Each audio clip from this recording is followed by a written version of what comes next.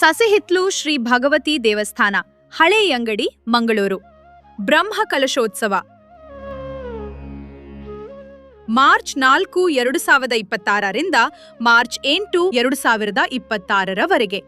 March 8ರಂದು ವಿವಿಧ ಧಾರ್ಮಿಕ ವಿಧಿವಿಧಾನಗಳೊಂದಿಗೆ ಶ್ರೀ ಭಗವತಿ ಮಾತೆಗೆ ವೈಭವದ ಬ್ರಹ್ಮ ಕಲಶೋತ್ಸವವು ನಡೆಯಲಿರುವುದು.